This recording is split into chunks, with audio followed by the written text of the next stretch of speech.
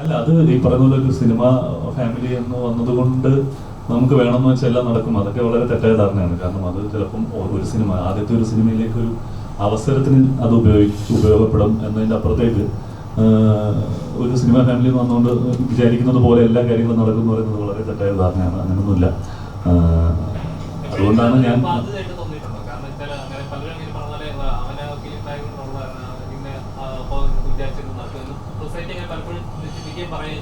അവർ പറയുന്നുണ്ട്. പക്ഷെ അതിനനുസരിച്ചിട്ട് അങ്ങനെ പറയുകയാണെങ്കിൽ അതിനനുസരിച്ച് ഞാൻ എത്രയോ സിനിമകൾ ഇവിടെ ചെയ്ത് കഴിയണമായിരുന്നു അല്ലേ. അപ്പോൾ ഇപ്പോഴും ഞാൻ ആ സ്ട്രഗ്ലിംഗ് സ്റ്റേജിൽ തന്നെയാണ് നിൽക്കുന്നത്.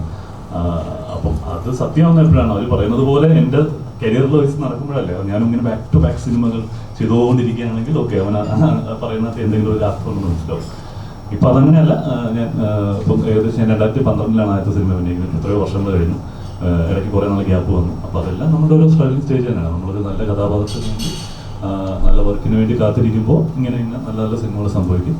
അതങ്ങനെ തന്നെയാണ്. അത് ഫിലിം ബാക്ക്ഗ്രൗണ്ടിൽ നിന്ന് വന്നുകൊണ്ടൊന്നുമല്ല.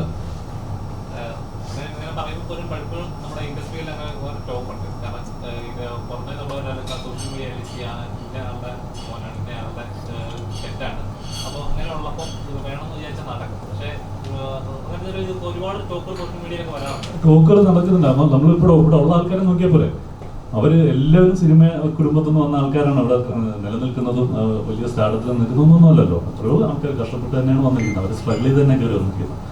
അപ്പോൾ അത് അങ്ങനെയാണെങ്കിൽ അത് മാത്രം സംഭവിക്കണം അല്ലേ. സിനിമ ബാക്ക്ഗ്രൗണ്ടിൽ നിന്ന് സിനിമ ഫാമിലി എന്നുള്ള ആൾക്കാർ മാത്രം സിനിമയിൽ വർക്ക് ചെയ്യുക എന്ന് പറയുന്നത് അസംഭവ്യമാണ്. നമ്മളൊക്കെ ഇതിലെ കഥാപാത്രം ഈ പറയുന്ന പോലെ ഒരു ഗ്രേ ഷെയ്ഡുള്ള ക്യാരക്ടറാണ്. അജീഷ് എന്ന് പറയുന്നൊരു IT പ്രൊഫഷണലാണ്. ഞങ്ങൾ ഒരുമിച്ച് വർക്ക് ചെയ്യുന്ന ആൾക്കാരാണ്. ഈ പറയുന്നത് ഒരു വീട്ടിൽ നടക്കുന്ന ഇൻസിഡന്റിനെ ബേസ് ചെയ്ത് കണക്ട് ആവുന്ന ക്യാരക്ടേഴ്സാണ് ചന്തു ചെയ്യുന്നതും ശിവദ ഞാനും അപ്പും ചെയ്യുന്ന ക്യാരക്ടേഴ്സ്. അതുപോലെ ഒരുപാട് ക്യാരക്ടേഴ്സ് ഉണ്ട്. ക്യാരക്ടറിനെ പറ്റി അത്രയും പറയാൻ പറ്റുള്ളൂ. ബാക്കി ആടുജീവിതം അടുത്ത ദിവസം റിലീസ് ആകാൻ പോവാണ്. അതിൽ അമ്മ അഭിനയിച്ചിട്ടുണ്ട്. അപ്പം ആടുജീവിതം എന്ന സിനിമ കാണാൻ എത്രത്തോളം എക്സൈറ്റഡ് ആണ്? ഞങ്ങൾ ഇന്നലെ വീട്ടിൽ സംസാരിച്ചുള്ളൂ. ഞാനും നീ തമ്മില കോമ്പറ്റീഷൻ. അപ്പൊ അത് ഒരാഴ്ച ഗ്യാപ്പിൽ വരുന്ന സിനിമയാണ്. ആടുജീവിതം എക്സ്പെക്ടേഷൻ ഭയങ്കര, കാരണം നമ്മൾ നോവൽ വായിച്ച് അതേപോലെ ഫീൽ ചെയ്ത ഒരു നോവലായിരുന്നു ആടുജീവിതം. അത് എത്രയോ വർഷം, 10 വർഷം മുന്നേ ഒക്കെ വായിച്ചതാണ്. അപ്പം അത്രയും നാളെടുത്ത് ഒരു ഡയറക്ടർ ഒരു 16 വർഷം സമയം കളഞ്ഞ് എത്രയോ വർഷം കൊണ്ട് ഷൂട്ട് ചെയ്തെടുക്കുന്ന ഒരു സിനിമ കാണാൻ എന്തായാലും നമ്മൾ എക്സൈറ്റഡ് ആണ്. അത് അതിൻ്റെ ഒരു ഔട്ട്പുട്ട് തന്നെ. എപ്പോഴേലും അമ്മ ക്യാരക്ടറിനെ പറ്റി എന്തെങ്കിലും കാര്യങ്ങൾ ഡിസ്കസ് ചെയ്തിട്ടുണ്ടോ നിങ്ങളുമായിട്ട്? ആടുജീവിതവുമായി ബന്ധപ്പെട്ടിട്ട്?